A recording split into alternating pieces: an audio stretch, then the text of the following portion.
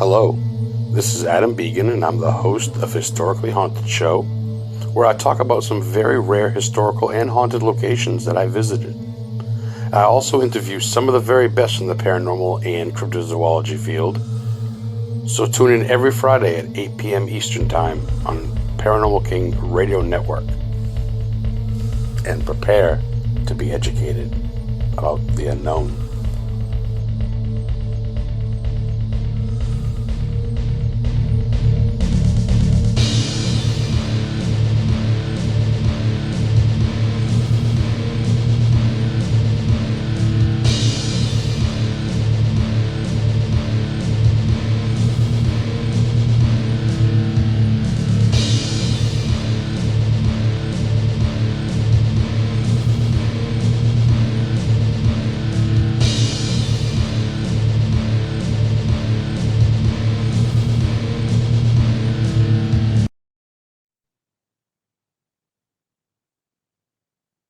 Hello, everyone, and welcome back to the Historically Haunted Show. And I'm your host, Adam the Historian, Ghost Hunter, on the Paranormal King Radio Network, as always, every Friday at 8. Today, we have someone a lot of you may know, a lot of you may not know, and if you don't know, then you're stupid.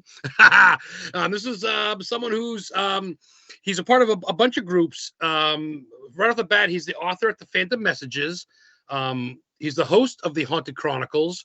He's a member of NESPR, the New England Society for Psychic Research. He's also known as Mr. Haunted, and he's also known as on TikTok as one of the funniest dudes you've ever fucking known. Bring him on right now, Jimmy Petonito. Did I say that right, Jimmy? Should I fuck that all up? Right? Yeah, I'm coming down the hallway. Here I come. Yeah.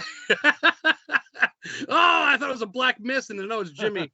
What is up, Jim? What's going on, my brother? How are you, sir? You got way nicer studios than we got here. So you like that? Looks good. Yeah, like fish tank. Water. I would love some water, please. Thank you. Okay, I'll have our topless secretary bring that to you right away. So we got UFO Fred joining us. Fred Richards in chat. What's up, Fred? Bill Lyons, Terry York, Witch in Nature, Betsy, Witch and Heather, George Cannon, of course, Ross King, Carlos Nunez.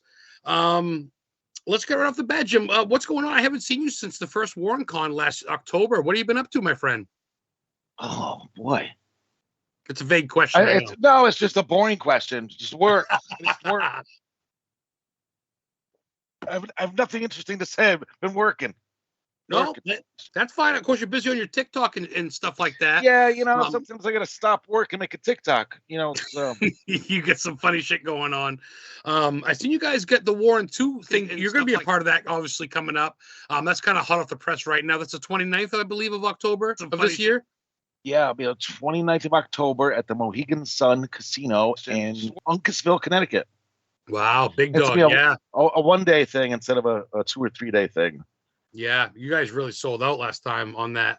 So I want to ask you a lot and obviously for our listeners and people listening that don't really know, what could you tell us about the Phantom Messages? Is that like a book that's turned into like another side project, or is it just a show you do? Like, you want to talk about that? What Phantom Messages is if any of you are familiar with Bill Hall, he wrote the world's, what's it called? UFO Fred, help me. I don't know, the world's most haunted house, the story about the Lindley Street Poltergeist. Ooh. And he lives right down the street from me, basically.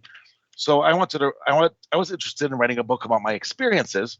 So he came over, we're talking about it, and he said to me, Mr. Bill Hall, I don't know if you have enough stuff to write a whole book, which I'll give him my book when it comes out, like, whatever.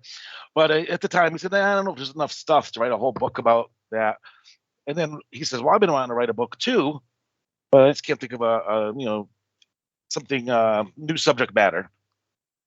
So between the both of us, we said, let's write something together, just anything. So we're going by, we're trying out different topics, and like 50 billion cryptid books, an urban legends book have been done. We're trying to think of something new. And then one of us said, you might see on Facebook, somebody writes, my girlfriend texted me this morning, but she's been dead for 3 years. So we thought that was interesting, like, those kind of stories, like that come through text or emails, and we didn't know if there was enough, honestly, to do a whole book on it. there was a book in the 1980s called Phone Calls from the Dead that I have on my shelf here. And we said, well, what if we maybe we did an updated version of that, but instead of phone calls, it's like phone calls, letters, emails, and texts, by electronic communication instead of just the phone calls. So I threw it up there as a question on Facebook. Said, does anybody have any stories this similar stories to this? Wow. And within a day, somebody telling their friends, my friend has a story like that, and we instantly got a ton of stories. So we got enough here, and I think we have about 60 stories of those different types in here, through email, texts, X-rays, just all different types of communication. It's just like oddball shit, like stuff people don't really have explanations for. Like if they get, like you say, basically like a phantom message, like you say, like someone calling you, being like, "I'm coming over," or it's grandma or something, and your grandma's been dead or something. Right. That's no shit. And we wanted to make it unexpected, not like you're out in a graveyard trying to get an EVP. It's like unexpected messages from people. Right. And it was interesting. They're almost all short movies. They could be almost like short stories, like scary. You know what I mean? You know what? That's one of the things in the works, Adam. I spoiled it. Because somebody said they could do each one of these stories as a little like Twilight Zone, like half hour each show. Yeah. Yeah. Wow. No shit. We've talked to people, about that before too. We know how that is. That's really cool. My girlfriend Heather Witchin, she's a big fan. She says hi. She wants to know if you got your raccoon friends with you. I know her, Heather. I haven't seen them in a couple weeks. I saw one came by, but nothing like last year. I think when it warms up, they'll come out again. But I've had 7 or 8 in the house at once. Jesus! Wow! Party at Jimmy's. All the fucking coons are showing up and getting the trash. Hey, anybody in chat? I love you guys in chat too. Feel free to ask questions. I know you guys are all having fun. You're talking to Mr. Haunted himself here. So where'd you get the name Mr. Haunted? Is it from just doing this shit your whole life? Let me thank you for asking that. Oh, awesome. You're welcome. Because I never get to tell the story usually. And it sounds like I'm trying to like deem myself Mr. of all haunteds in the world, when it simply happened that when I was going, back in the heyday when I was investigating full time and heavily involved with the exorcisms, I had two daughters born, and all of a sudden one day I came home after reviewing one of our videos from the church, with the exorcism, and I said, "What am I doing? I have 2 little girls in the house," and they said, "Maybe we should take a break from that stuff for a while." So I kind of missed just being involved with that. So I created a paranormal class at the high school. I think I'd call it ghost hunting, or I named it a bunch of different things. Was just basically talking about ghosts and stuff. So I taught, or whatever you want to call it, instructed an adult education course at the high school for 10 years. And my email is Mr. Haunted at AOL. So I put that on the top of the sheets I'd give the people if they wanted to ask me questions or anything. So they'd start calling me, like raising their hand and saying Mr. Haunted, which I thought was the coolest thing ever. So then it just kind of stuck like that. That's how that came about. I love that. A lot of people don't know that because no one asks the questions, the hard-hitting questions. We're taking it to the streets here. That was the hard-hitting question. Everybody was looking for that. That's fucking awesome. No, seriously, because I'm like Mr. Haunted, because I just, like you say, it's cool to know. That's a cool fucking story. Nicole Gaspard joins us. Nicole, she's awesome. She says hi. I know her. Real Haunted Connections on Wednesdays. I think you might have been her guest. She probably knows the answer, but she's good with questions. She wants to know, Jimmy, what's your first paranormal experience that you can remember? It's the people who know these answers. I apologize for repeating. But first, well, okay, I'm going to get to the good one, but the first one ever, Nicole, was I knew the date because it was my grandfather's birthday. It was April 3rd of, I don't know, I was like maybe 4 or 5 years old, enough that I remember sitting in between my parents in the front seat back when you could do that. And we were driving to my grandfather's birthday party, and it was just getting dark. I remember, and as soon as we pulled out of the driveway, I said, "We're going to get robbed tonight." I didn't even think of it. It just came out of my mouth. And my mother, I don't know if she smacked me or like visually smacked me, but I remember she got very upset. She's like, "Why would you say something like that?" I said, "I don't know. It just Wow. came out." So, so when we got home, we never got robbed before. I don't know where I got that idea from. We got home, window was broken, matches were matches were all over the floor, leading up the stairs to my. They stole my father's gun collection as coins, and that was the first time. Wow, what was that? So then my Wow. first experience, I never lived in a haunted house, but um, when I was 7, 8, 9 years old, my mother was having friends over, and she said, "Jimmy, I'm having company tonight. Stay in your room. The big people are here, so no big deal." So I ran upstairs. I was listening to a baseball game on the radio, and it was one of those old, like a box radio, which just had a tuner and a dial on it for volume, and a tuner with two big knobs. And I was listening to the ball game, and I was laying on my stomach, and my feet, Fred, this how my feet were. I was bent. My legs were bent at the knees, so my feet were kind of like over my back. Mm-hmm. Picture that. And my radio started changing stations by itself. Even as a kid, I said, "Oh, there's something wrong with the transmission or something." And then I look over and I can see the whole knob moving around back and forth by itself. Wow. So then something threw my legs down really hard on the bed right after I noticed the knob thing. So I ran downstairs. My mother told me not to. I ran downstairs and said, "Mom, there's a ghost in my room. It threw my legs down. It's changing." She goes, "Jimmy, get back up in bed. No such thing as ghosts." So I think that like a psychologist would say that's why I'm still doing this. Wow. Yeah. That's my first And story. that's typical for, of course, the adult back then to be like, just go to bed. Your mind's playing tricks on you. Shush. Yeah. Wow. Rosalie says hi. She's pretty adamant. She was trying to tune in. She was in chat but not listening. She said she was I can hear Jimmy now. You must know Rosalie. Must be a friend of yours. Rosalie, I look at my UFO keychain every morning and think of Rosalie. She's Oh, probably the coolest UFO keychain, and it opens up. They can put little aliens in there. oh. Careful, UFO Fred's listening. He might steal that from you. Fred Richards is. Be careful, Jimmy. It's not that good, right, Jimmy? It's pretty good. It's pretty good. Yeah, that's really cool. It's a good shout out to you, Rosalie. Thank you for tuning in.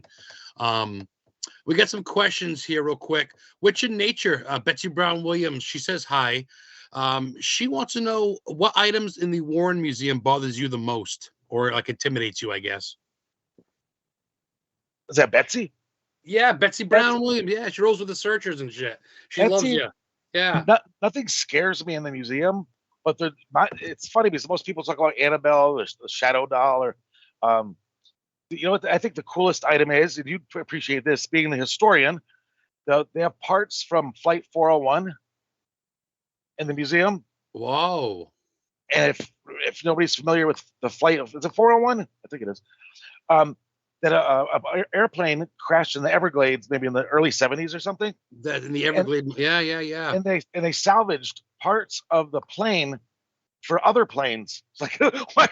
You're using broken parts and used parts from a crashed plane for new planes, and people in the new plane saw images of the pilots that died in the crash, and they had anyways. They got parts from that crash, which I just think is fascinating. Wow. That whole story. Yeah, Everglades, Florida. That was a big thing. That went down hard. Wow, no kidding. I didn't know that. See, I mean, people hear the movie stuff and like the Conjuring mirror, all that, the Shadow Doll. That's all you said. It's all great, but there's so many items and there's so many documentations. That's really cool, Jimmy. I had no idea, dude. Wow. Ross, the King goes, is Jimmy going to start doing UFO work? Are you? I'm more interested in UFOs and cryptids than ghost stuff, really. Yeah. I had 2 or 3 major UFO experiences growing up, and that always fascinated me too. Ooh, let's hear them. We still got 45 minutes. I'd love to hear one. There's stories that aren't very good without visual, it's like you know, people say I saw a light in the air and it was doing crazy things. Like, okay, interesting. But I was about 10 years old, and which is interesting because I just reconnected with a cousin of mine who knows the story, and she said her new husband saw the same one I did the same year in the same area. So I'm gonna get with him in the next month or so and compare notes because this was back in '79. Wow, And that's where I was born. Is this Connecticut, Jim? yeah. Okay, yeah. And this thing here was I was driving with my dad. My dad was driving, and there was I said the best way to describe it was like a Monday Night Football, they do the aerial view of the stadium, which is Yeah, like the pretty blimp lights view or whatever. Yeah. It was like a football field in the air. Like it had been like hundreds of feet long. Like I can't even tell you what color the lights were. There's like it was almost like Close Encounters of the Third Kind. It was just like it was beautiful lights all over it, and it was shaped. I was very, very angry because I always collected books as a kid on UFOs, ghosts, and all that stuff, and I always wanted to see a flying saucer.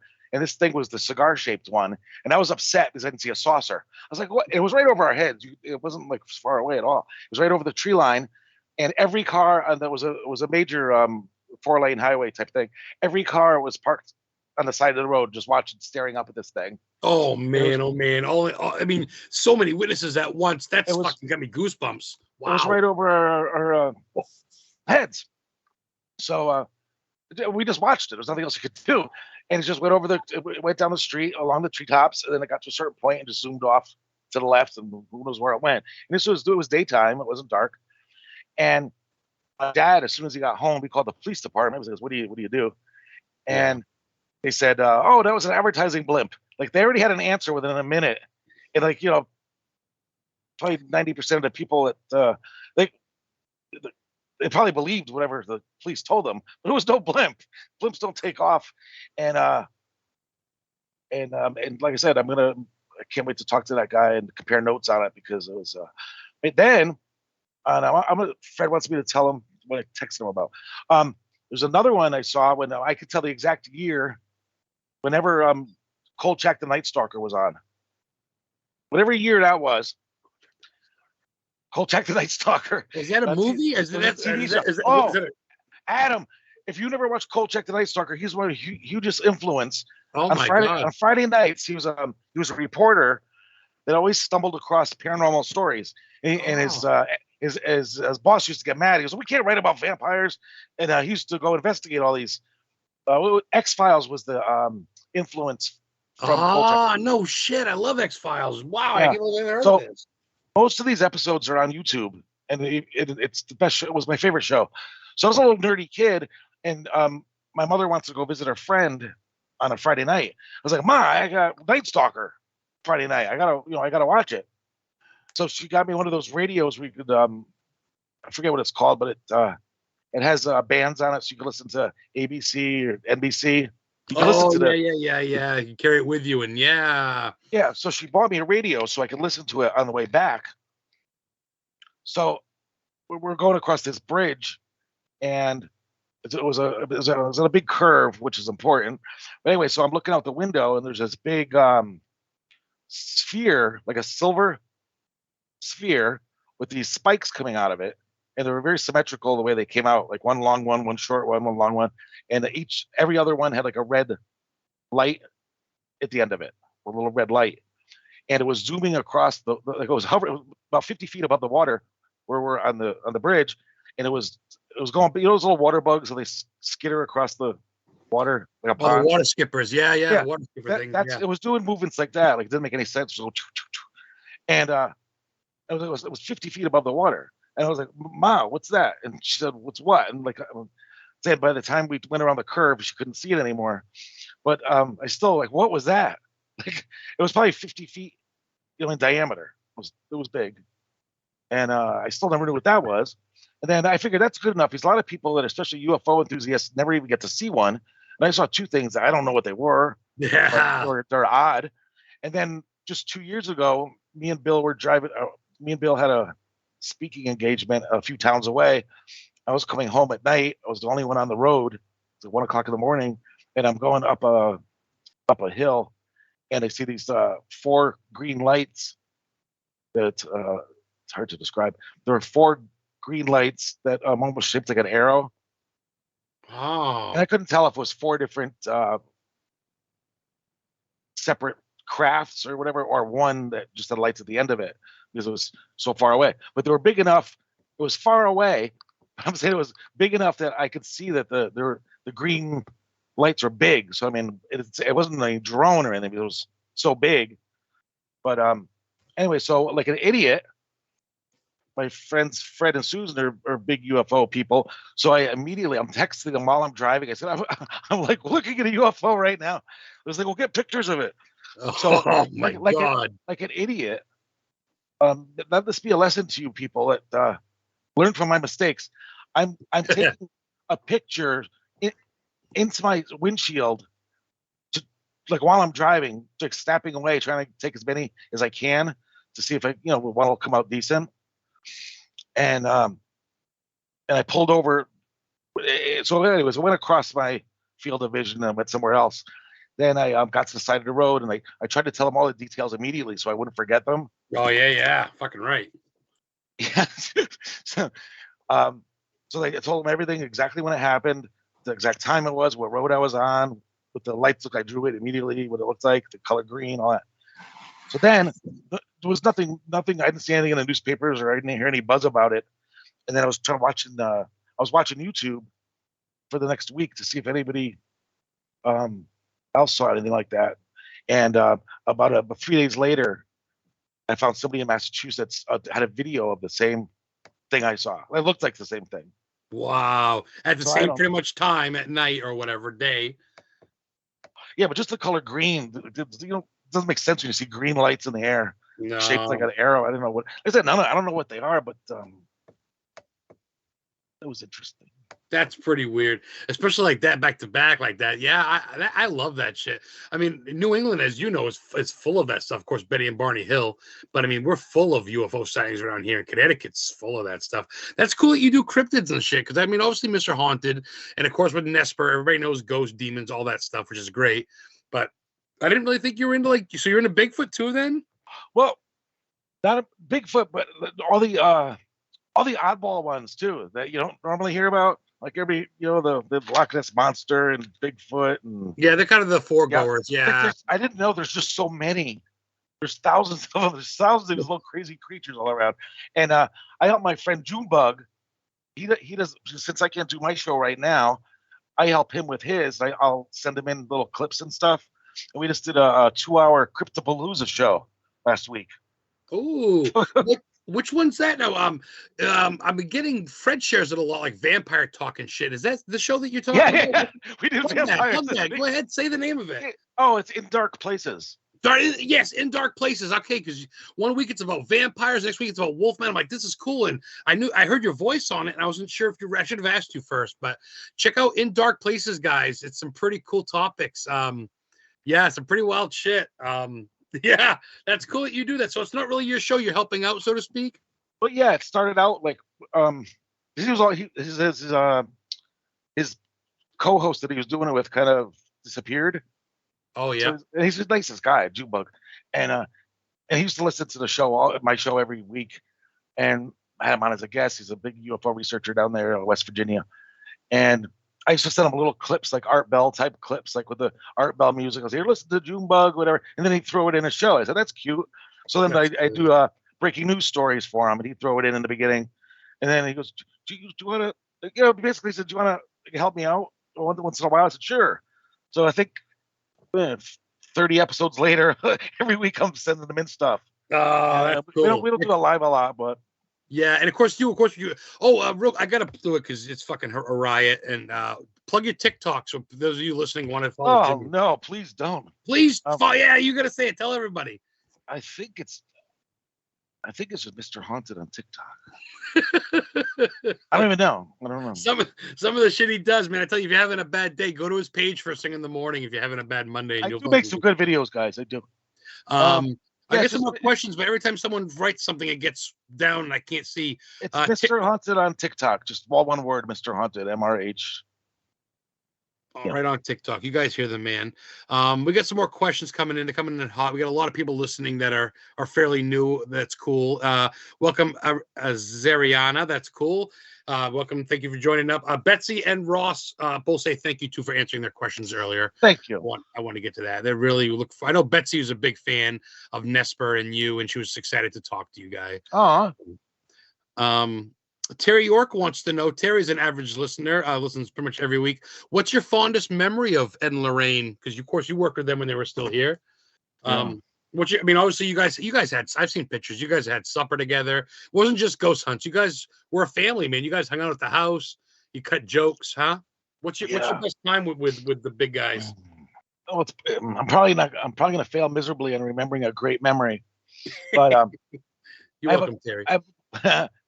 But one story that I kind of, it's like stories, when stories happen, they kind of get lost if you don't retell them or, put them in a book or something. But this guy, those are the ones I want on my show. Charles, what's his name? Yeah, this guy Charles Roseday. He does he's doing the another Paracon in Connecticut, and he's an author. And anyways, he's doing a book on I don't know if it's just about Connecticut or investigators, but he wanted a story from a haunted location, but not a house. Like some anywhere anybody can go, like a haunted. So I was like Gettysburg Battlefield or something. Yeah, like something like that. So I was trying to think of something totally odd that I never told before, and I was trying to think of something, something odd, something new, and I thought of it was a Carousel Gardens in Seymour, Connecticut. That was supposedly a haunted restaurant. And when we used to have our meetings on Monday nights, Ed and Lorraine would tell us like what cases came in over the weekend or whatever, and who wants to go check them out. And during the while we were in the middle of a class, whatever you call it, they call it class meetings, all these, our get together. Lorraine says there's this new restaurant that just called us up. It's called Carousel Gardens, and they think it might be haunted, and they want somebody to check it out. Does anybody want to go right now? And then we'll meet up with you guys later. So me and this other kid raise our hands like, we want to go. So anyways, so this particular place, Carousel Gardens, that was the first time we ever went there. Then a few months down the road, it became popular as a haunted place, and we investigated it many times as a group. But one particular night, this is what I wrote about it, so I'm telling you. It was an overnight Halloween type thing where our radio station kind of camped out with us all night long. Whoa, that's pretty cool. Yeah, it was. Because I said, I hit the big time now. And there was only like a handful of us. Ed and Lorraine stayed, and maybe 3 or 4 investigators and like the staff and the couple guys from the radio. So, and they play their songs and then check in with us every once in a while. Like, how's everything going, guys? It's like best night ever. So they also, it's just a nice memory that we had. And they also set up, what do you call it? Psychomanthium. And one little closet in the restaurant, we blacked it out with garbage bags and just they put up a mirror on the wall with just a little candle underneath. It was like a small closet, and they'd have people like volunteer for stand there for 20 minutes at a time with the door closed. You're supposed to see these amazing things in the mirror.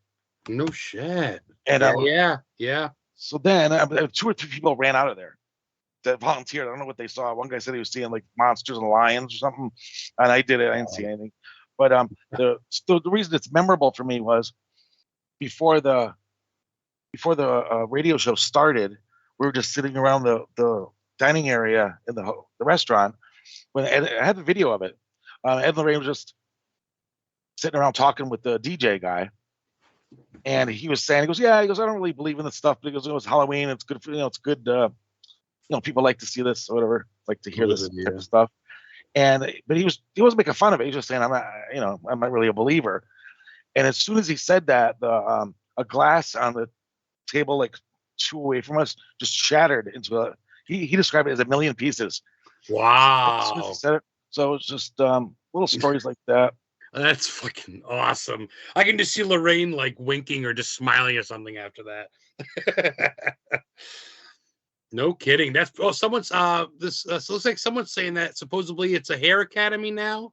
That Yes. building, I guess. Yep. Yeah. And supposedly it's no longer haunted. I don't know how true that is. Wow, that's a great story. We got a lot of questions. I'm sorry, guys. Bear with me in questions. Every time someone talks, it kind of revamps, and I kind of lose track of the questions. Okay, Nicole asked, Jimmy, do you plan on writing any more books anytime soon? It's in the process. Oh, okay. Okay. Life story. Oh, nice. Autobiography. It's gonna be a good one. That's good, man. You're definitely known and respected in the field. You like I remember when me and Heather first met you, a night with Annabelle back in 2019. You were like, I think the door guy or something. I walked right in. I'm like, oh shit. I'm like, Mr. Haunted. I'm like, fucking Jimmy. You were like the first one I met. I'm like, shit. And yeah, I remember that you were right there, and then of course at the Warren Con, and so I know we got a half hour to go, but I want to say I really appreciate you coming on and being a cool dude, and just I consider you a friend. We talk a little bit on Facebook, and I know we both got busy lives, but you've always been nothing but great to me, dude, and I appreciate that. Thank you. My girl Heather Witchin, we're gonna shift gears here, go to food. She wants to know who makes a better meatball, Tony or you? That's a good question. Of course, yeah, right. I think they both make a good meatball. But maybe Tony would disagree with you, but we'll see. I don't want to have meatball chat here, but this we went to a house in New Jersey a year ago, and the guy made us meatballs, like homemade meatballs for like lunch. They were really, really good. That's all I'm saying. Jimmy. I know there's another question up here too. Let me see. I'm not trying to, like I said, if I didn't see your question, please ask it again. The chat's here we go. King. One of my favorites. I've only been once, and I'm sure Jimmy's went, but he asked you, Jim, when's the last time you've been to the one and only Union Cemetery? The cemetery that Ed wrote the book Graveyard about. You know what? That's a weird story. Ooh, great question, King. I used to go there every night, but almost every night when I was younger and didn't have kids, and I worked the night shift, and I used to go there at least three times a week. And wow. But the last time I was there, that I remember, Sean Austin and Eric Vitale. Yeah, of course, Eric's your teammate, and Sean I know does a little bit of TV, but of course Eric's your teammate. Absolutely, both of them are my teammates. But I didn't know that. I didn't know he was on. Okay, very cool. But we used to do a lot of stuff together, just by ourselves, just like abandoned places, whatever. Right. And they were. It was probably a couple years ago. They were at Union Cemetery. Saying, hey, we're gonna do live Periscope from here. Because you want to come? Just because of where we lived at the time, we didn't see each other that much. So I said, yeah, I'll come down there. So they were doing the I don't know what box they were using. One of these voice box things. And yeah. And they were live on Periscope doing this. And as I drove up, they said out loud, they go, here's Jimmy's coming. He goes, he used to come here like every night back in the day. And on the machine, it says, I remember him. They have it live on. No shit. Wow. Yeah, so I don't know who that was. People are still talking about meatballs. I swear this chat always turns to meatballs are delicious. Food. Well, they are delicious. Let's face it. I mean, we all love foods. I mean, I remember that night was at Roberto's in Connecticut, and they had some good Italian buffet. It's sad they closed. Oh, Roberto's closed? Yeah. Oh man. I don't know if they're closed yet, but they just announced no more Roberto's. Oh, that's too bad. Witch and Heather, my girl, she goes, who would Jimmy like to have him? Oh, I'm sorry. Who would Jimmy like to play him in a movie of his life? And can she be an extra in it? I was gonna say, I could play a good Jimmy, I think, but Heather, of course. But I don't, you know what? That's a good question. I want to think who I would like. De Niro? I like that question. No, I don't like him anymore. Oh, he'll be a little younger. Oh, this will be good. What do you guys got for ideas? Write in chat who you think should play Jimmy. Who would be a good Jimmy? not that he looks like me or acts like him. I want Nick Cage. Oh, dude, he's got a sense of humor of you for sure. That'd be fucking hilarious. That would be good. Nick Cage, yeah, Mr. Haunted coming to a theater near you. Oh man, Travolta. Thank you, Travolta. Sorry. Ooh, John Travolta. Witch in Nature. Yeah, Witch in Nature. That's Betsy again. Yeah. Betsy. Good guess. Oh, of course, Ken Bull. Ken Bull listens on another format, so Ross kind of feeds over his chats. He's a big Ouija guy. Ken wants to know, Jimmy, do you have any Ouija board experience? Holy mackerels, Ken Bull. I do have some.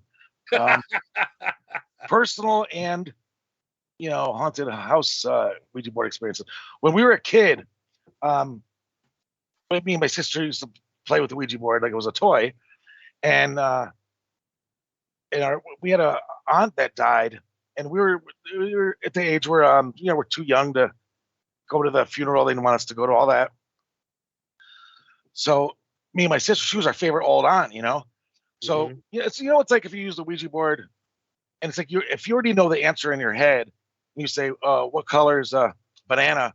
Like you already know it. If it spells out yellow, like, "Oh my God, it's in yellow!" It knows, but you already knew that in your head, Right. So we asked the Ouija board, where's our? Said, what can we? How can we try to talk to our Aunt Margaret? And we said, Margaret, where are you buried? And they said we didn't know because we weren't involved in any of that stuff. We were kids, and it spelled out Weaverdale. Not having any idea what that is. So I called my grandmother, her sister, immediately. I said, Gram, where's Aunt Margaret buried? So she spelled Beaverdale. So I thought that was kind of weird as a kid. That's bizarre. And once my sister, when we were older, we were teenagers, when I didn't play with it anymore, my sister and her friend from high school were playing they had the room all dark and creepy and everything, and they're playing the Ouija board. And they said, hey, this Ouija board is talking to us. And yeah, whatever. And I said, it doesn't like you. I said, whatever. I probably said something stupid. And when I was leaving the room, my leg, like my trailing leg that was walking, like I couldn't pull it, like I couldn't walk. It was stuck. Like something was holding my leg back, and I had to like pull it. Like it was in mud. Like I had to pull it out to keep walking. Yeah, I don't know what that was, but we do have a lot of stories from like in homes that people claim their experiences started when they kind of got out of control with the Ouija boards. You got a half hour, my friend. Anything you want to say? Everybody's listening and loving. People are talking in chat, but people are giving you suggestions. People think Johnny Depp. Heather says Johnny Depp. I think that's a good one. I can't see because people keep writing in chat, but someone says Jaquan Phoenix. UFO Fred says Ralph Macchio. Isn't that the Karate Kid? I don't like him. I'm a Cobra Kai. You can do the crane, Jimmy. I've seen you with the fucking thing. You can do the crane, brother. Yeah. I can see you do that. Wow. I want to get back to some of your stories on house cases and stuff, but someone had a question and I keep going back and I can't find the stupid thing. Someone wants to know if you went to a cemetery that wasn't Union Cemetery, but it's in Connecticut and I can't find it now. There's stores, STORRS, new stores. No, I never went to that. Sorry. Is that sound right? I never heard of it. No, stores is in Connecticut. I've never been to one in stores though. Oh, no kidding. Okay, yeah, I wasn't sure. Someone asked that. Okay. So yeah, let's talk about. Okay, one more question, Nicole, real quick. Do you think that hauntings are a result of cursed objects or like Ouija boards performed? How people perform and just kind of leave them open. You know what I mean? Sometimes. Yeah. I also think I also have a theory that a lot of people that have a haunted house. You notice, like people say, "Oh, this place was supposed to be haunted." Like that, we're talking about Carousel Gardens, and Rosalie said her friend owns it now, and they say no, it's not haunted anymore. I think it has a lot to do with the building itself and the chemistry of the people that live in the house. Like, some people have crazy stuff happen in their house, and the next people move in and nothing. Yeah, I think it has a lot to do with the chemistry of everything all together. When it happens, who lives there, and the history of the house. But I know someone who's I think is listening right now with this question about the result of cursed objects. I have a friend might be listening. So you gotta be careful of these people that you help them or you worked on their house before. They become your friends and they see you talking about them sometimes. My particular friend right here, he started buying objects from eBay that were supposedly cursed or haunted, And then when there's stuff happening, they're surprised. Like, I'm having stuff happen in my house. Can you check it out? Well, yeah, you just bought all these objects. What do you mean? The person that I bought it off of wasn't lying to me? Like, Yeah, what do right, you, right. you know what I mean? Like, you almost, what do you want it to be fake? But I think a lot of that, and I'm not blaming Annabelle, but I think a lot of that people see the movie, they see the Warrens collection, they go, wow, I can make money. It's popular. It's cool to have these things. But you know, as well as, obviously not as well as I know, you know more than I know about that stuff. But you know, it's a gift and a curse, so to speak, because they got to have it blessed a lot. You got to have it secure. You can't just put it in your living room next to your fucking water bong and go, hey man, take a hit next to the doll that 5 people died around. You know what I mean? Like, well, you know what's weird about that? A lot of things that they did, they would tell everybody not to do. You know, like when I just fashioned the way I did things because they were the only people I knew that did this. So when I used to go to houses on my own, whatever, I would see if I could take some kind of collectible out of the house because that's what you did. That's what they did. So I figured I'll do that too. So they would probably recommend nobody ever do that, but they still have all the stuff. You know, right. But I'm kind of the same way too. Heather gets mad at me for taking trinkets and rocks from like I took a rock from Union Graveyard Cemetery because of course the White Lady. Right. I know all about the church in the background when the guy got drowned in that pit supposedly, and I've known all about that. The Indian boy that's been seen there, and the people that lived out back. So there's a lot of lore to it, and I guess it's fascinating. And I think that's what drives a lot of people. But I mean, you have the respect too, though. You're not like you're going in there carving goat's blood and. I mean, maybe we are looking for virgins, but we're not looking in there to kill virgins, right? No. And I got to talk to you later, too, because they want me to be a tour guide on some ghost walk that they want to do in Union Cemetery. No way. And so I need to know these stories. No shit. Yeah, I'll hook you up. This is supposedly, I mean, obviously, if I get a free tour every once in a while, I'll hook you up. Wink, wink. But yeah, man, there's like an old Native American soldier or like a warrior that's been seen there, and then there's a house out back or whatever that someone died in that's supposed to be seen there, and they think it's a White Lady, which of course Ed knows. Witchin says, "Do it, Jimmy. I'll help you out, Jimmy. I'll talk in your ear from over here." Yeah. I'll say, point to your right, Jimmy, and you'll point to your right. Over here, you'll see. I know most of the stories, but it's been a while. Yeah, man. And then of course, the meeting house, out back there was like a pit, and some dude was banging some dude's wife, and they found out and put rocks around him and put him in the pit. But then he floated to the top, and they got him for murder because they found the body and shit. And that one man. Union Cemetery's got some lore. Well, you know, Connecticut's loaded with it. So real quick, let's go to just professional, I guess. What can people do to get tickets for the Warren Con for this year? Is there like a link or anything up? Yeah, I think it's nesper.ticketbud.com. And I'm going to type it in right now, see if I know. Okay. Nesper.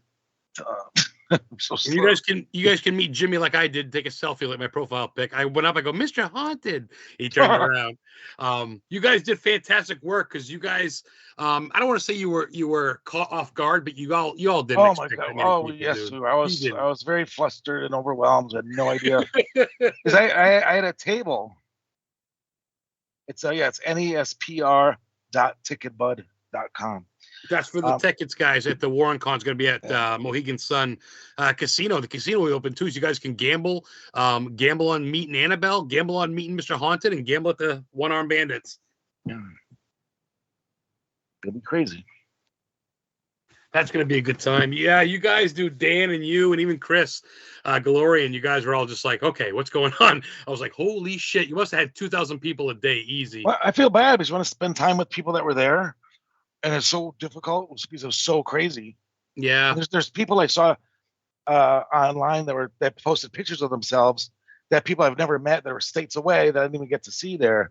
I felt bad. And but I think shout out. I don't know. I'm probably not listening. Maybe they'll listen later. But I know Dylan Gray thinks the world of you. I had him on actually on my vodcast a couple months back.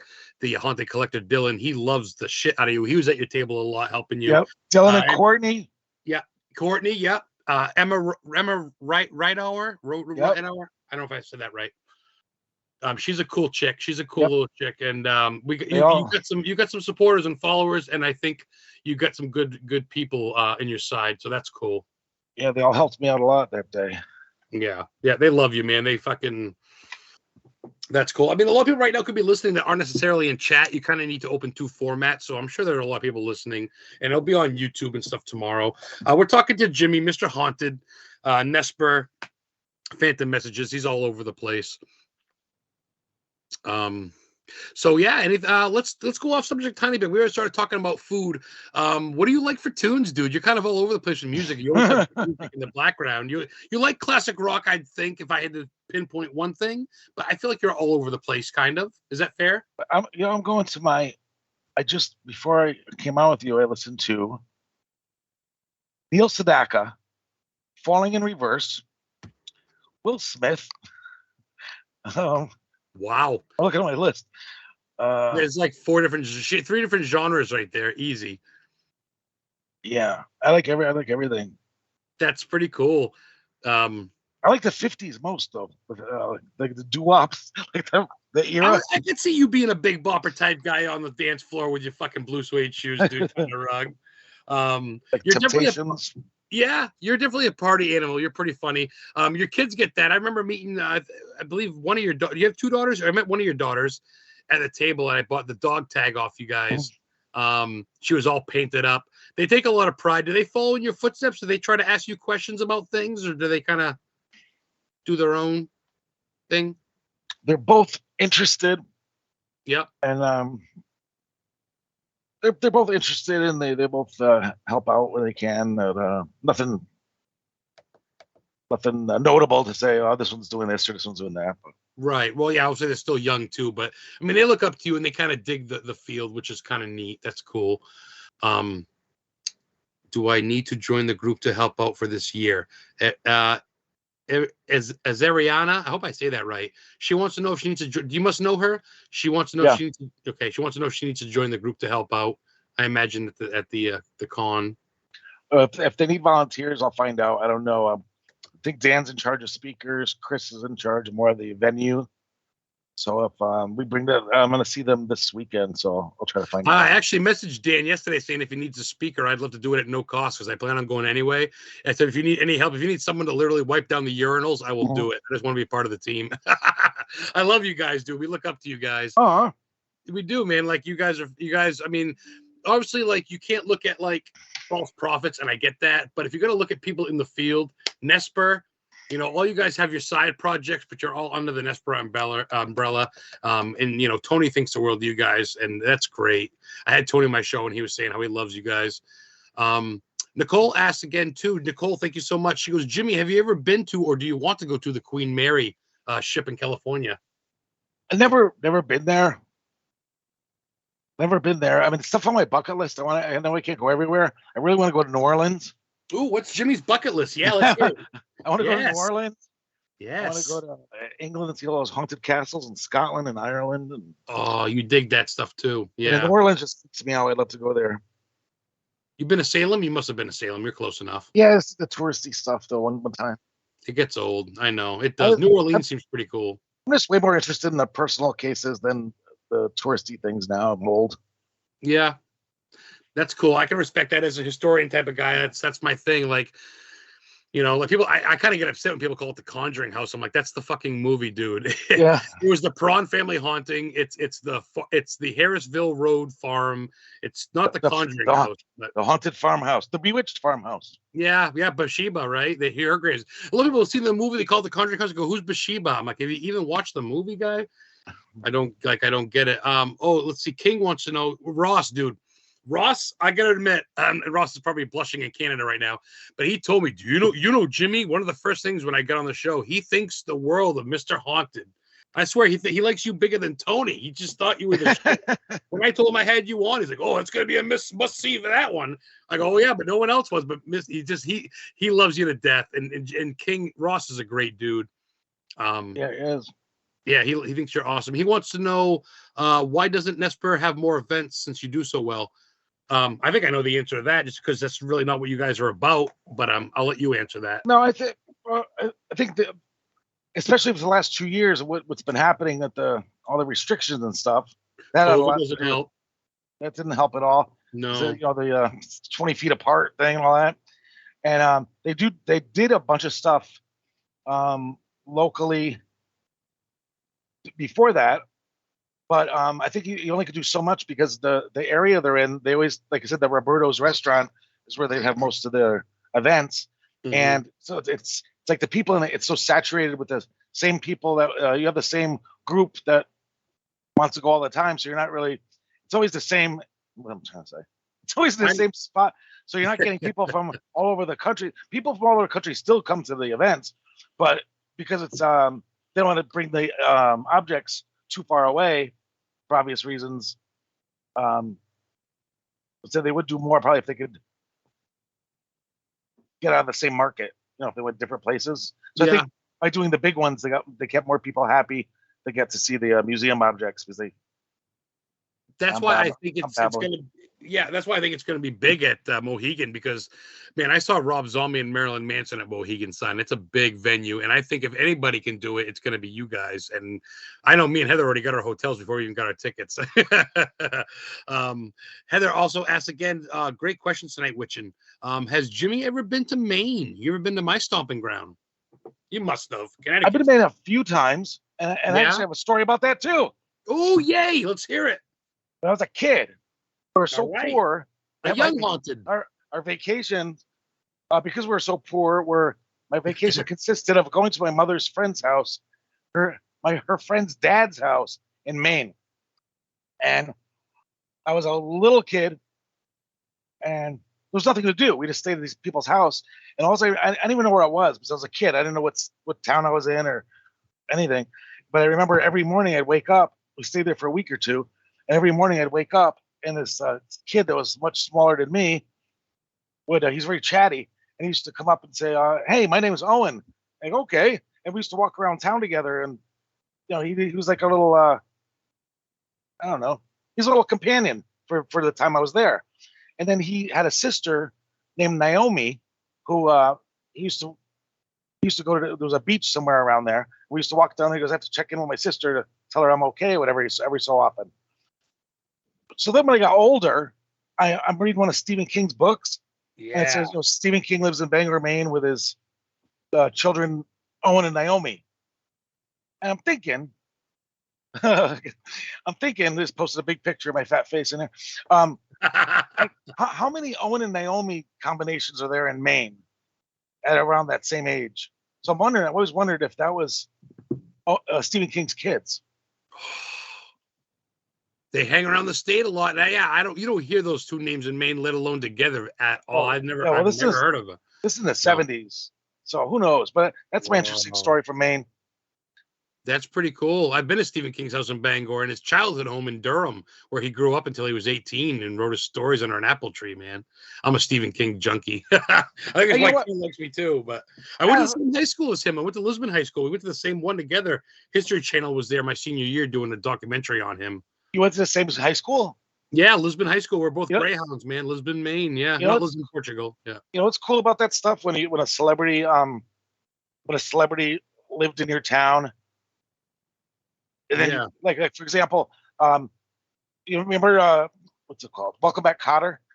Yeah, but Mr. Kotter. Yeah. So the Ron Palillo guy was Horshack. Yeah. One of my friends, one of his school books. Remember how you used to write your name in the front of the book? Each year, you see all the past people that had your book. Like Horshack had his actual book before. No Holy mackerel! Had gummit. I still have it. I would have took that fucking thing home. I know. You didn't think then. It's a relic. Mr. Carter. Oh, he used to squint. I remember Horshack. Oh man! And then of course Vinny Bopperino. That's you. That's John Travolta. That's you, right? We went Travolta. Yeah. Oh my God! Bob Mold is from my hometown. UFO Fred. Fred, you're from Maine, right, or New York? I forget. You're in Maine now, but UFO Fred is originally from upstate New York. I was gonna say Planet F, but was it New York? That's what he says. You, me, and Fred need to do our own fucking show. The alien, the ghost, and the fucking weirdo. I'll be the weirdo, of course. You can be the ghost, and he can be the alien. And we should do a show. That'd be killer. I'll talk to Ross about it. All right. All right, Jimmy. You're so awesome. Shit. Okay, we got about 5-6 minutes left. Ask me something. I don't know. Jimmy, do you want to plug anything? Is there anything we haven't mentioned that you'd like to? I'm not a big plugger. No, you're not. You guys all. Oh, yes, and by the way, Nicole and Heather, you guys are all fighting over who's got the best questions. You guys all got great questions. Even Jimmy said so. I thought Fred was from Canada. No, King. Only you're from Canada.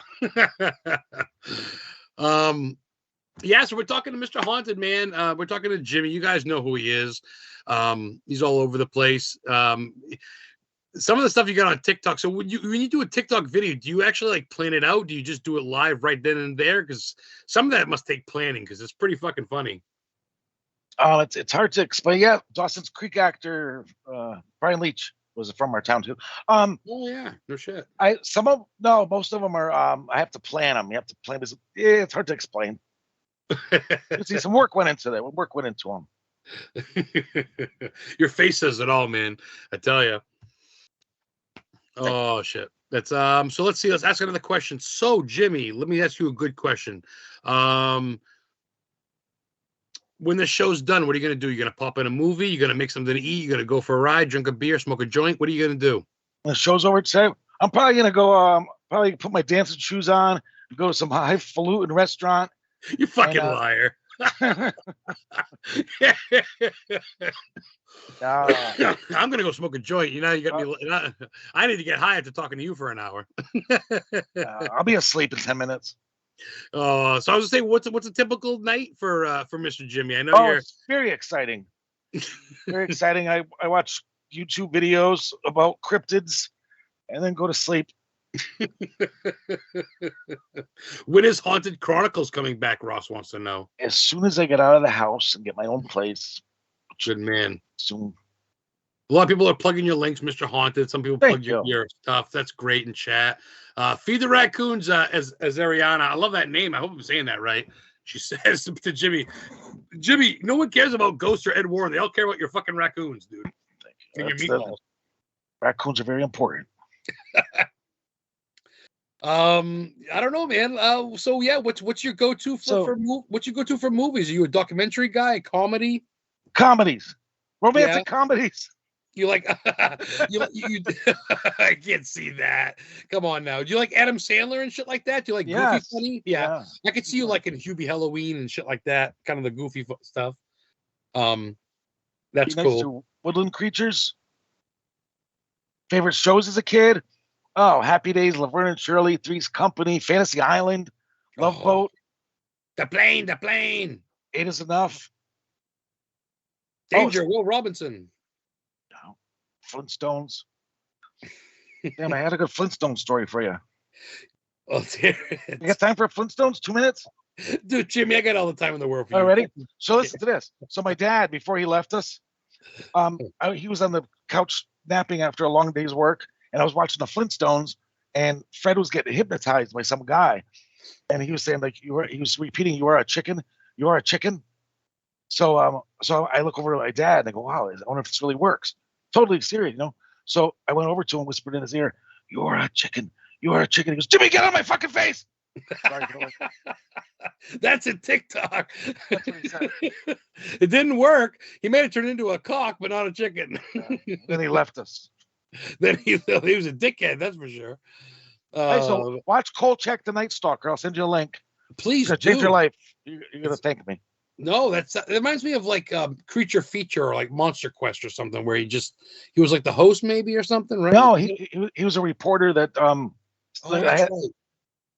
It's like suppose there's a bunch of killings going on in town, and of course none of them are regular killings. It's a werewolf. Then next week it's a vampire, zombies. Really good.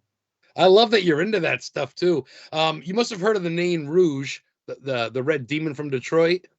Yeah, I don't know. I never knew how to pronounce it though. The crazy names they give them. No, there is like the Chupacabra, whatever the Chupacabra. The Ahul. It's so weird. Oh my god! I think the weirdest cryptid I know though is definitely UFO Fred. He's a weird fucking guy. Definitely. Girls are crazy about a sharp dressed Fred. Very elusive creature. He's another one. You guys both put me in stitches. You guys, your memes. Fred and his coffee memes. I get it, Fred. You like coffee. I get it. You can't do nothing until you have a coffee. We get it. Oh man, a minute to go. Oh man, thank you guys in chat. It flew by. And who you got on next week? Jesus, I don't even know. I guess I should know. Sorry. Oh no. Oh, it's a mystery guest. Okay. It's I'm just gonna say it. It's me because my last guest canceled, so it's just me. So it's gonna be like an hour for me for people to listen to me talk about nothing, unless I find someone in time. I hate asking someone just a week ahead of time, so I'm just gonna kind of do me, and then I think after that I got Lauren Coleman from the International Cryptozoology Museum. Believe it or not. Well, ask me 10 minutes before next week if you don't have anybody, and if I'm around. Dude, you would? If I'm not, if nothing comes up, I'm not. Ross, keep recording. He's on. Oh, this is a lot of fun.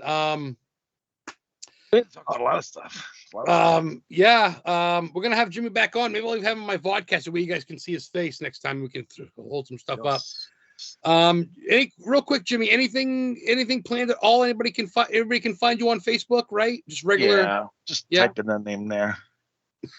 This was a blast. Great show, everybody. Thank you so much, Terry York, Carlos Nunez, Mr. Haunted, Jimmy Petonito. I hope I said that right. I feel like I'm not, but he's an Italian stallion. He's one of Nesper's. You must make the Bucking Boys laugh. You must have made Ed and Lorraine even fucking laugh. You know what? I did, because everybody, some people say, "Oh, he's not serious all the time." Like, no, I'm not. And Ed always said, I do not want to work with anybody without a sense of humor. Oh, so he didn't mind that. But, see that you got all the ghosts and demons, but you're still gonna have the laughter. Zariana, I wish I had something. Dude, just you saying something, Zariana, just by talking, you guys are all great. And your friends of Jimmy, your friends of mine, UFO Fred. Thanks, guys. Everybody, thank you so much for listening to the Historically Haunted Show. We'll see you next week. The hard copies will be up on YouTube, Spotify, and Anchor FM tomorrow. Say goodnight, Jim. Good night, fellas. There we go. I'm out of toilet paper. Hey, you guys have a great night. Thanks for listening. We'll see you next week. Take care. Good night.